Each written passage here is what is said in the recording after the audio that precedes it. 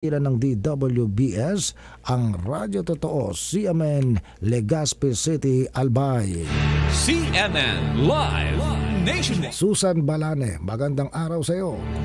Magandang araw Ariel, magandang araw Pilipinas.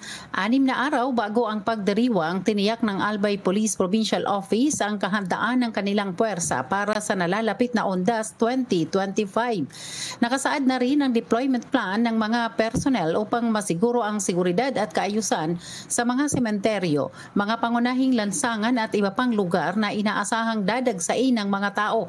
Kabilang sa mga hakbang na isasagawa ng APPO ay ang pagpapakalat ng mga uniform personnel, paglalagay ng mga police assistance desk sa mga sementeryo, pagbabantay sa mga motorist assistance desk sa mga pangunahing lansangan, pagpapatrolya at pakikipag-ugnayan sa iba pang ahensya ng gobyerno tulad ng BFP, Philippine Coast Guard, MDRRMO, advocacy at volunteer groups at mga barangay para sa dagdag na seguridad. Kasabay nito, naglabas din ang panglalawigang komandansya ng talaan ng mga parte ng Maharlika Highway at iba pang pangunahing lansangan na may isinasagawang construction at pag-aayos ng daan na nagdudulot ng pagbabara ng trapiko.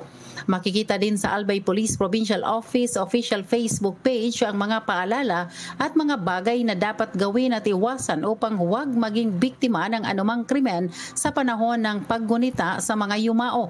Inihikayat din ng APPO ang publiko na makipagtulungan sa mga otoridad at maging mapagmatsyag sa kanilang kapaligiran upang maiwasan ang anumang insidente ng krimen.